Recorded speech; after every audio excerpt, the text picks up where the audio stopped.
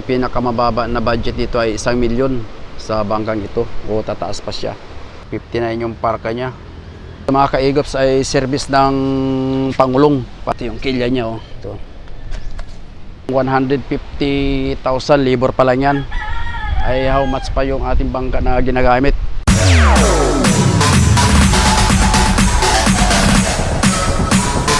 TikTok All-Star.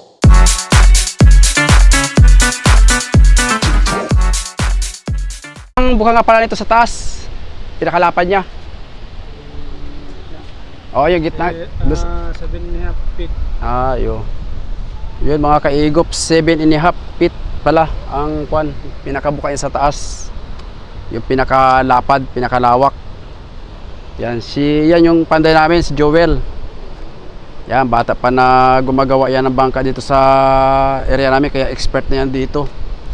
Kaya doon sa mga viewers ko na gusto magpagawa ng bangka na ganito kalaki o di kaya mas maliit ng konti dito, kakaroon kayo ng idea dito sa ating vlog. So mag-comment na kayo dyan sa baba kung paano nyo maumpisahan, kung paano magbuo ng ganito kalaki. Pero ang kuha naman ito, ang isang set sa estimate mo, ang isang set ng kahoy nito lahat-lahat 150. Oh, laki pala, no?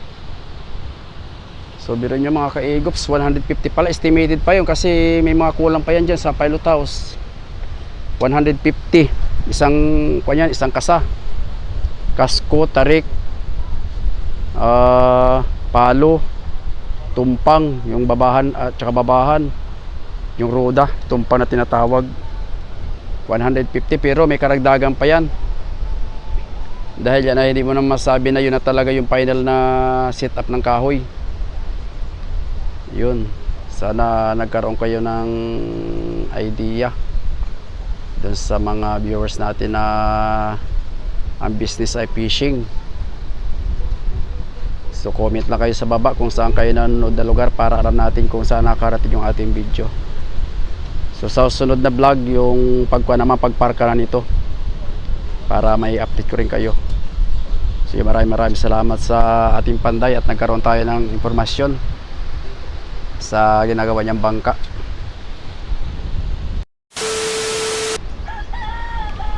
So yun guys, good morning, panibagong araw tayo ngayon at syempre panibagong vlog.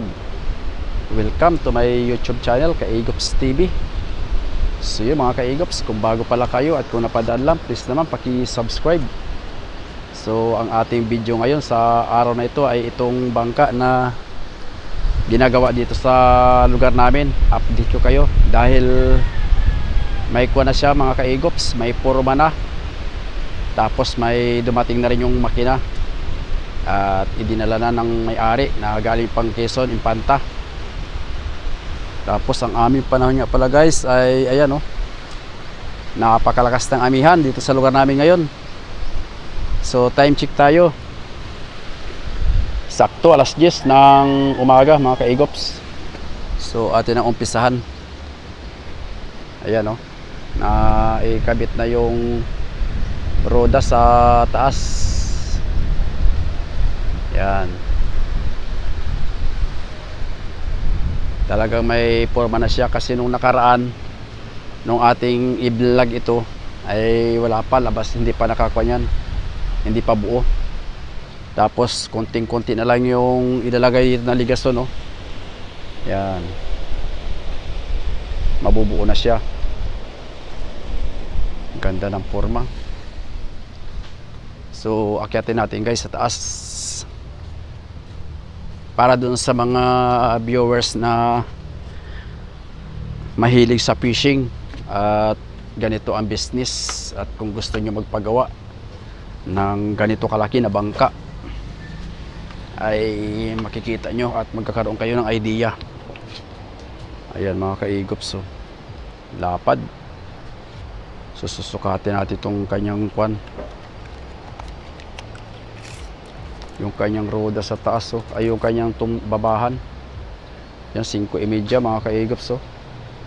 5.5 inches hanggang dito, oh.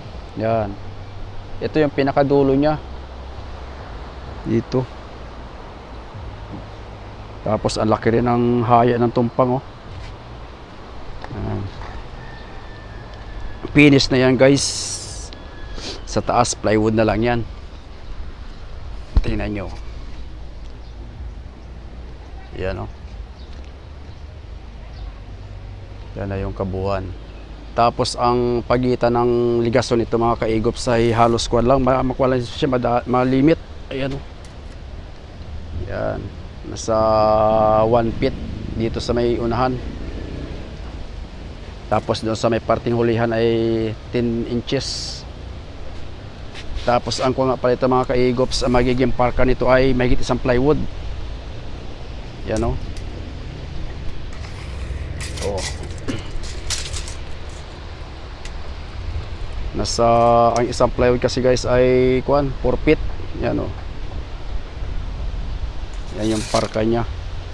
So dito mga kaigops magsasalubong ang kuan. Hanggang dito lang itong kuan isang plywood. So dito siya magsasalubong pag ganyan.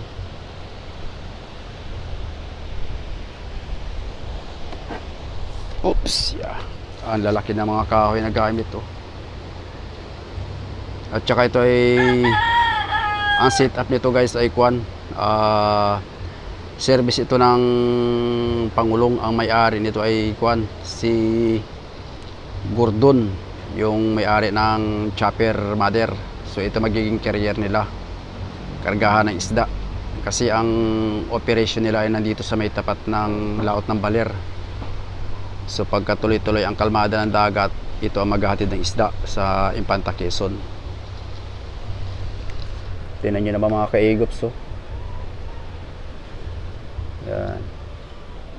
Doon nga pala sa viewers na nagko-comment doon sa bangka na i-vlog natin yung for sale at parang naliliitan siya sa mga kasukasuhan noon, ay kung po talaga yan, binabagay yan ng panday, depende sa laki, kung gaano kalaki at kung ilang plywood ang ipaparka. Katulad dito, ang lapad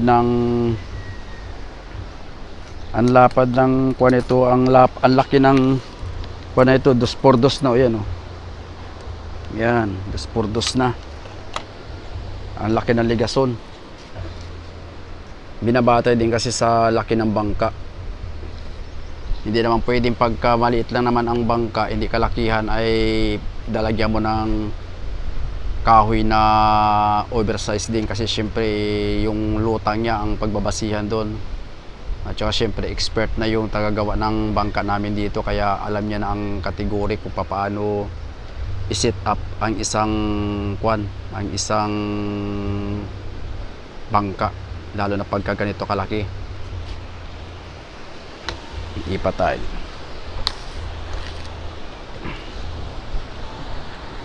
So ayan na yung parting hulihan niya, o yan o. Yan. So buo na yung mga kaigops. Doon na yung kanya o. Yung pinakahulihan niya. Nandiyan na.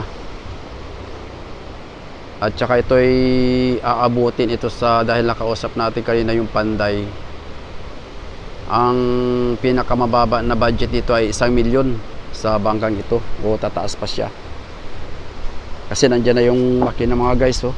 Yan oh. Yan. Maiksi lang pala ang transmission yan. Nakabalot pa. 60-14 ang makina. So nakalapat na siya, hindi pa yan nakamontahe. Galing ng Infanta Quezon. So ito dito guys, may pandagat pa ito dito. Ganito pa kataas oh. Tataasan pa yan, papatungan pa yan hanggang may pilot house. Yung pilot house niya dito. Itong pwesto niya oh. Dito. Taas ito. Siguro mga, sa estimated lang natin ang pilot house ito, mga 7 feet o 6.5 feet ang itataas nito. Kasi babasihan din sa laki ng bangka. So hindi lang natin na itanong kung yung isang seat ng bangka na ito, yung ginamit na kahoy, yung gagamitin na kahoy, lahat-lahat ito, pati yung baul, yung kasko, kung magkano ang kuha nila. Dahil ang naitanong natin kanina ay ang labor nito ay papasok din sa 250 plus, dahil ang usapan lang pala dito ay bubuuhin tapos parka. So ito magmamasilya pa ito, tapos kung ano pang gagawin montahe, iba pa rin ang bayad doon. So baka ito ay papasok sa basta mahigit 250 plus ang magiging labor nito mga kaigops. At nakausap nga natin kanina yung panday, si Joel. Kasi ito pala, papadagdagan pa pala ito guys dito. Lalagyan pa pala ito ng, sampahin natin. Oops, yeah. Yeah. Kasi yan yung kabuuan niya, o yan o. So bali ito yung kanyang dorminti, kung tawagin dito sa amin ito dorminti. Lapad yan o, 4 ang lapad. Yan natin taas niya.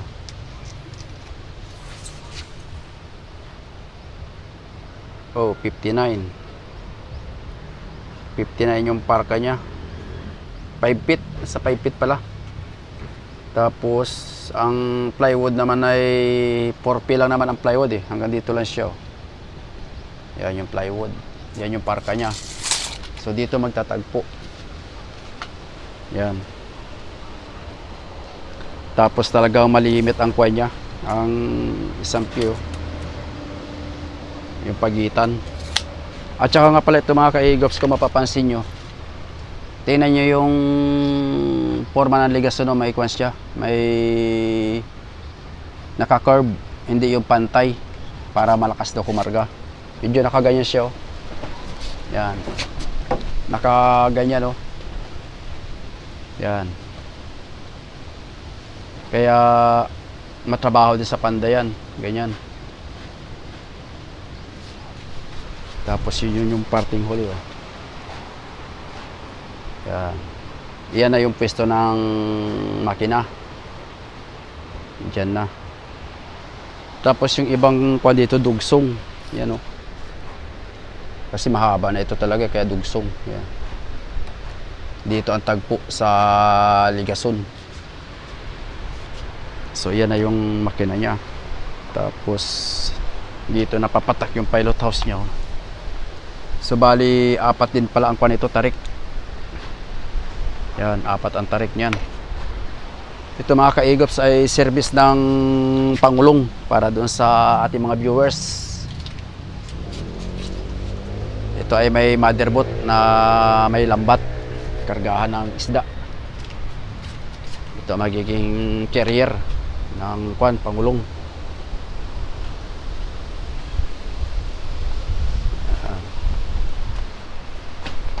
Oops. Doon sa mga gusto magpagawa ng ganito kalaki, mag-comment lang kayo dyan at bibigyan kayo ng idea. So yan guys, so basa pa ang epoxy. Ito basa pa, basa pa, kalalagay pa lang yan. So pa na lang yan, 1, 2, 3, 4, mga 9 na piraso na lang yan, umpisa dito, ligason. Yan ang magiging kwa nya. Tapos na siya. Tsaka kuhan, magagandang kahoy talaga na ginamit dito, talagang quality. So nakausap din natin yung kapitan nito. Lalagyan pa ito ng tabla dito, dito isa, at saka dito sa taas, pinaka kuha niya siding, para lalo siya matibay. Tapos sa labas ay kuha na yan, plywood. Ayan, o.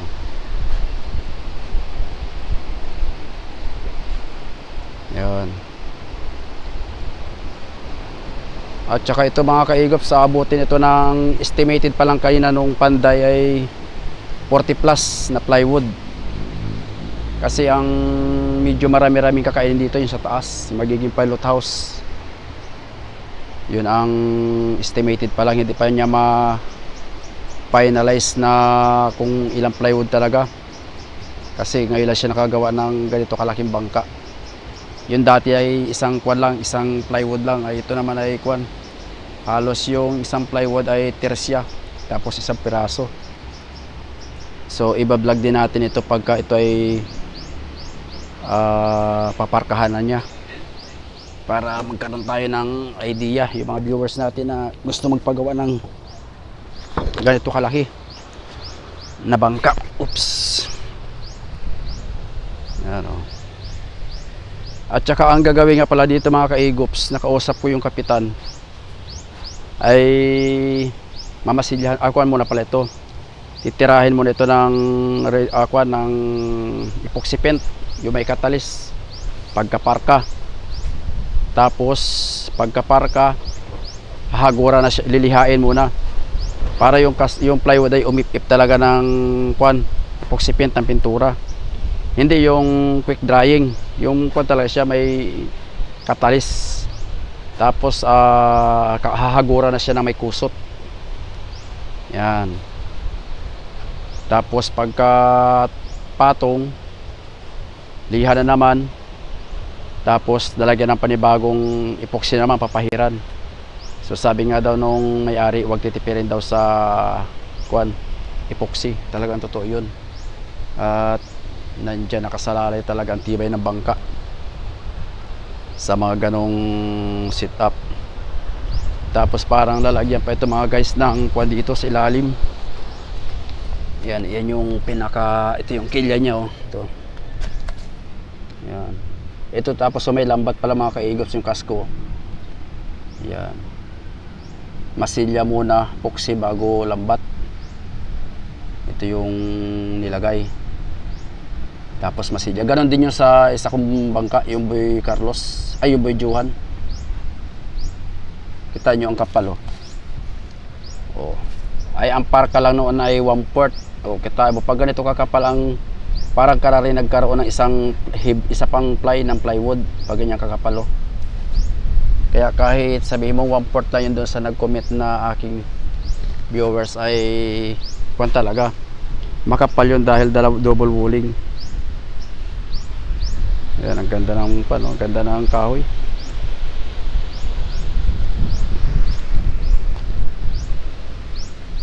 Tingnan yung mga kaigops oh.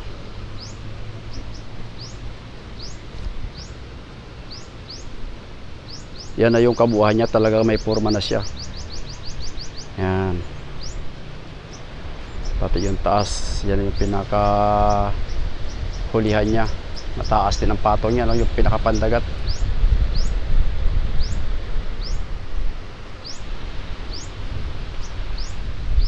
So doon sa mga gusto magpagawa ng ganito kalaki, comment lang kayo dyan sa baba.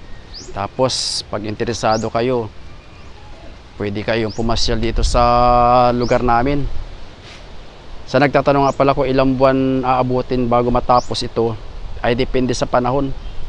Kasi hindi naman pwedeng lapat na lang lapat ang panday, kasi pag maulan, kailangan talaga mainit para maganda ang kapit ng mga gamit. Epoxy, paku, tsaka kailangan tuyo talaga siya. So hindi biro-biro magpagawa ng bangka ngayon mga kaigops pag ganito kalaki. Kahit ganun nga lang sa bangka ko na for sale, yung Boy Johan, sa ngayon ay parang nagdadalawang isip tayo na ibenta yun dahil napagtanungan natin yung labor pala noon, hindi ko lang naibanggit, umabot sa 50 plus yun may pinagawa natin. So malaki pa yun ng kaunti dito. Ito fiberglass, malaki pa yun dito guys ng kaunti yung bangka natin. Yan o. Kaso nga lang hindi na ito nasikaso na may-ari. Yan, fiberglass yan. Ang labor pala niyan guys ay kwan, kausap natin yung panday ngayon ay 150. Pagbabasihan nyo yan. Kaya dun sa mga viewers natin na nagko-comment na ganun kamahal, ay siguro hindi kayo related sa fishing, hindi kayo related sa ganitong business, kaya nakakapag comment kayo na gano'n. So simple opinion yan, ginagalang natin. Yung sa Attila naman ay nagbibigay tayo ng idea. Binablog lang natin yan. At para doon sa mga kapwa nating ka-fishing na gusto magpagawa ng ganito, eh siyempre kanya-kanya talaga opinion yan sa mga ganitong pamalakayan na ginagawa. Depende kasi pagka talagang business ninyo yan. Biro mo abutin na ng 150,000 libor pa lang yan. Ay how much pa yung ating bangka na ginagamit? Yung Boyjuhan, mas malapad yun dyan ng kaunti. So malaki ang ipinatong dahil yun ay 50,000 lang libor. So ngayon halos kalahati na. So kaya yung bangka na yon, yung nilagyan natin ng thumbnail na 600,000 K, pagka nagpagawa kayo ng ganong kalaking bangka ay talagang yun ay may posibilidad pa na tumaas depende sa inyong setup. Kung papatibayan nyo talaga ng husto, kaya mahal na rin talaga magkuha ng bangka, magpagawa, hindi na biro-biro. So yun mga ka-Egops, update ko lang kayo sa sunod pag ito naman ay pinarkahan na, pagka nilapatan na siya ng plywood, para makita natin kung paano gawain, paano ilapat yung plywood naman. At nandito lang naman tayo sa kabila, masusubaybayan natin. So yan pala yung mga fiberglass to, bigay ng BFAR. Tsaka mga ka-Egops, para dun sa mga viewers ko na kung ano yung kusot, ito yung hinahalo natin, no, sa epoxy. Ayan, no, ito. Yan. Sinasalandra yan para pino, tapos ihahalo sa epoxy para dikit. So pag natuyo, para na rin siyang isang hibla sa plywood. Mabubuo na siya. Yan. So yun, maraming salamat sa inyo mga viewers ko, mga ka-Egops. Sana ay nabigyan ko kayo ng konting idea, informasyon sa pagpapagawa ng bangka at sa bangkang ito na binubuo dito sa lugar namin. At sa susunod iba-vlog din natin. So maraming salamat. Hanggang sa susunod, God bless po.